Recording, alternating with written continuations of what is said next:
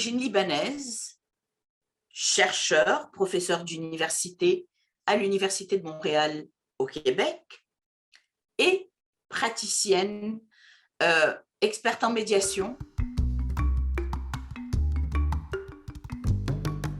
Qu'est-ce que la prévention de l'extrémisme violent évoque pour vous? D'abord, ne pas attendre qu'il y ait violence pour agir. Et deuxièmement, agir dans la collaboration, dans le dialogue et de manière beaucoup plus large, c'est-à-dire ne pas seulement se focaliser sur les questions militaro-sécuritaires, mais penser à la manière dont l'économie, la politique, les questions de société peuvent contribuer à la résolution de différends qui pourraient devenir violents. Comment avez-vous été amené à travailler, à vous intéresser à la prévention de l'extrémisme violent?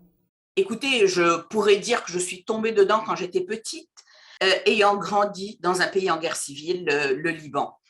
Mais je vous dirais surtout que c'est en partie à cause de mon intérêt en tant que chercheur, en tant qu'universitaire, pour les groupes armés non étatiques, leur rapport avec les populations et la manière dont ils sont souvent traités de façon unidimensionnelle, à savoir on s'intéresse à leurs actes, on s'intéresse très peu au processus qui amène les jeunes à porter les armes. De quelle manière abordez-vous la prévention de l'extrémisme violent dans vos fonctions, dans vos recherches?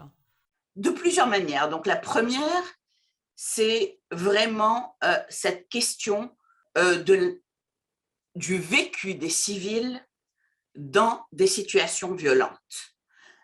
Comprendre les communautés, la manière dont elles engagent le dialogue elles-mêmes avec les acteurs de la violence, la manière dont elles essaient justement de se renforcer pour empêcher la violence de les miner de l'intérieur. La deuxième façon dont j'aborde cette question-là, c'est une réflexion sur le rôle particulier des femmes et des filles dans un domaine que l'on pense souvent de manière exclusivement masculine.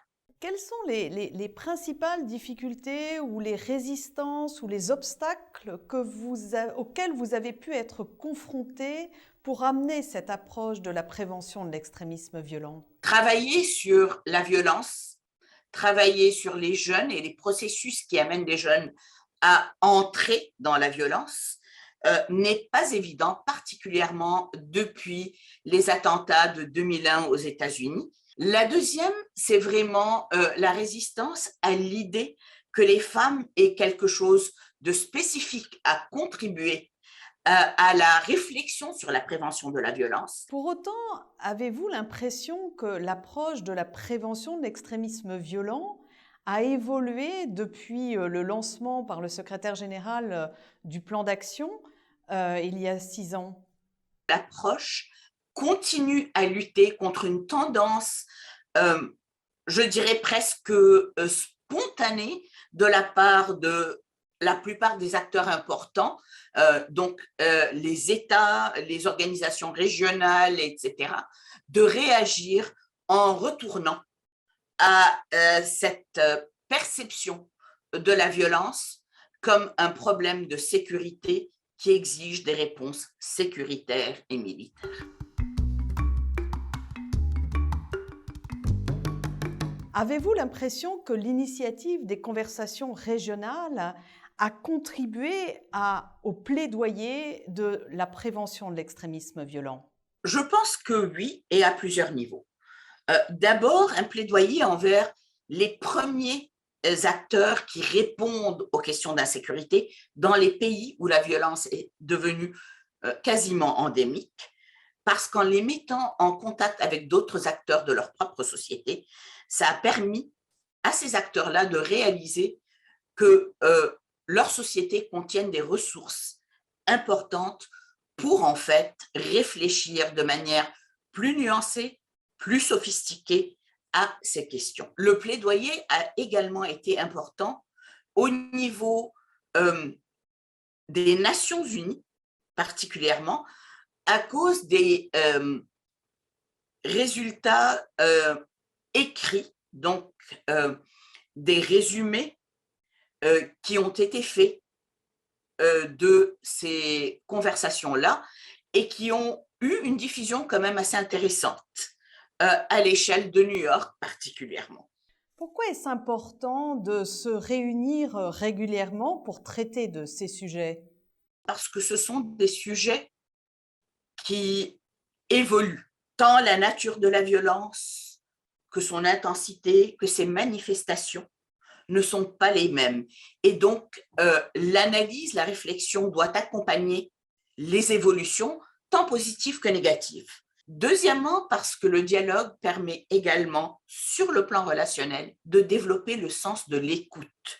Donc, pour moi, c'est vraiment sur le plan humain que le dialogue est essentiel pour briser toutes sortes de frontières et de non-dits qui empêchent l'élaboration de politiques plus adaptées à la réalité. En quoi ces conversations régionales ont changé votre pratique, votre réflexion sur ces questions? Elles ont confirmé certaines de mes intuitions, mais elles ont quand même changé ma pratique de manière significative. Parce que ce que j'ai vu lors des conversations a contribué à me convaincre de la nécessité d'outiller les femmes à participer à ce genre de débat.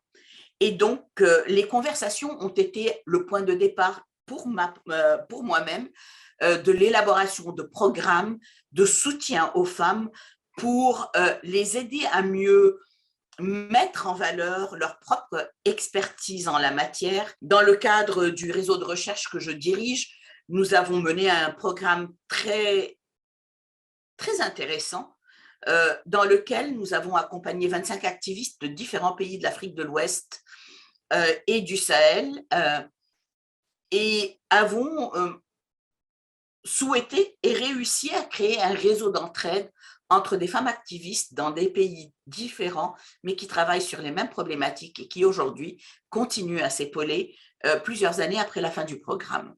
Est-ce que le dialogue qui est au centre de cette initiative vous paraît être un outil important de la prévention?